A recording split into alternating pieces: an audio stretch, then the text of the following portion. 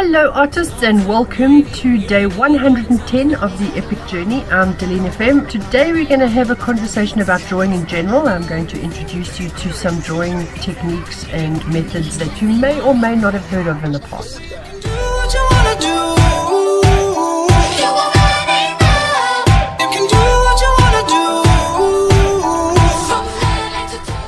Now artists, you may or may not have noticed until now the Epic Journey has been a little bit fragmented, and I don't intend to change that. The fragmentation of the Epic Journey is relatively intentional.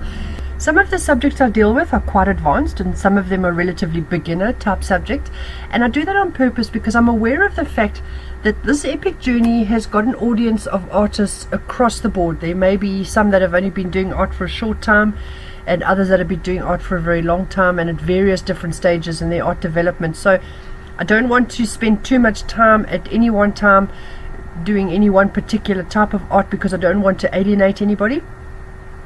So we do tend to jump around to keep the interest going in as many different areas as possible. But for a little while now, I want to spend time on drawing, and it will take a little bit of time because we'll go through each of the different drawing styles as much as possible. But today I want to give you an overview of drawing. Now the reason I want to talk about drawing and drawing only is because drawing is the fundamental basics of everything that you do as a fine artist or as a visual artist. Anybody who is on this page has probably got some kind of interest in creating art themselves. I think that's probably the reason that you're here in the first place. So whether or not it's painting or sculpting or printmaking or whatever it is that you're into as an artist, drawing should always take center stage in terms of your practice. Now it doesn't necessarily have to be the medium that you most present to the public, but it should in a lot of ways be the medium that you spend a lot of your time in to build and develop your skills. I firmly believe that drawing is the one thing that we should all be spending most time on, regardless of what type of artwork we're actually creating, because drawing is the foundation phases of everything, and we've got to keep going back to it and keep practicing. And the more we draw as artists, the better our chosen medium will become.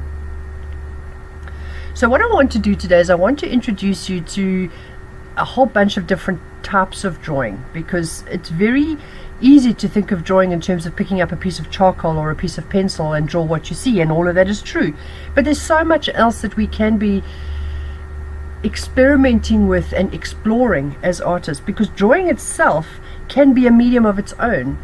There's a lot of artists that concentrate entirely on drawing, and when they do, they will probably choose a medium that is not pencil. You know, a lot of artists, yes, they will concentrate on pencil, some will concentrate on charcoal, but some will concentrate on all sorts of other things. So let's go through a couple of options that are available to us as drawing artists. Now one of the things that I really encourage artists to do is doodling. Now doodling is something that can encompass almost anything. You can be sitting in front of the TV just drawing shapes and circles and lines and flowers, and it's something that you do while you're talking on the telephone, and it's really a nice way to get your right brain engaged in your drawing process. Now of course, as you know, we can concentrate on drawing in graphite pencil, and that is probably one of the most common tools that an artist will use. It's really easy to just pick up a pencil at your local stationery or at your local art supply store. It's just a simple, uncomplicated way of working with drawing. But some of the other exciting things that you can do with drawing will include the way that you use your pencil, the way that you shade, like for example cross-hatching. Some artists will specialize in cross-hatching and can make some really lovely work with their cross-hatching. Then of course there's linear work, and which can be expanded into drawing with line almost entirely, or drawing with a combination of shade and line. And then that can be expanded further into scribble drawing, and scribble drawing is great fun. We are going to have a bit of fun with scribble drawing. Just the way that the drawings are drawn themselves just are so much more dramatic and emotionally loaded than just the same drawing possibly in a charcoal or a pencil drawing. So scribble drawing is awesome fun. Then of course we can visit the old masters ways of drawing, like the metal point drawing, silver tip or copper tip drawing. A lot of the old masters would draw in a metal point pen, so we'll have a look at metal point drawing in general. Another one of the old masters techniques would be sanguine drawing. We can have a look at all the different ways that sanguine can be used to do drawings. And then there's some really fun stuff that artists are doing in modern times, and which include things like anamorphic distortion drawings, which are really good fun to do and can create some awesome effects with anamorphic distortion drawings. And then I'm sure as an artist trawling the internet, you must have seen a lot of the three-dimensional drawings that is going on at the moment. It seems to be something that is really capturing the attention of street artists, particularly around the world. And you know, it's really not all that difficult to do. It's relatively simple once you understand how the three-dimensional illusion works. So we'll have a look at three-dimensional illusion drawings and how we can create those. And of course the same thing will go for anamorphic distortion drawings.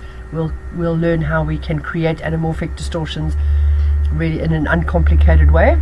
We will have a look at some more traditional mediums like charcoal and pencil, of course we will, and some of the more traditional ways of drawing like pointillism and hatching and linear work. All of those will come into it. And you know, a lot of these things that we will be talking about will be interchangeable. You know, you can use hatching with pencil, charcoal, or metal point, or sanguine drawing. Pointillism, for example, can also be used in any one of those mediums. We will also have a look at pen and ink drawing, the different types of pens that can be used, the different effects that you can get with the different pens, and how using liquid ink that is not in a pen, and the various different ways that we can do that as well. So there's a lot to explore with drawing.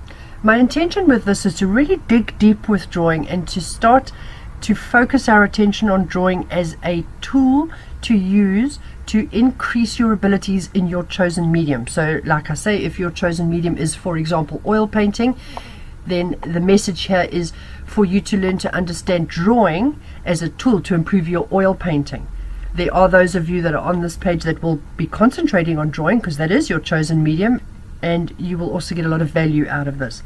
So for some time to come, for the next good few days, we're going to concentrate on drawing, and we're going to do examples of each of the different styles of drawings. We're going to figure out how to do an anamorphic drawing together, for example. It's great fun. I've done it. It's really awesome, and it can be one of those exciting things that you do just as a project. It doesn't necessarily have to be something that you concentrate on doing, and if you find that you love it, then you might well find yourself being opened up to a new specialist idea that you could concentrate on.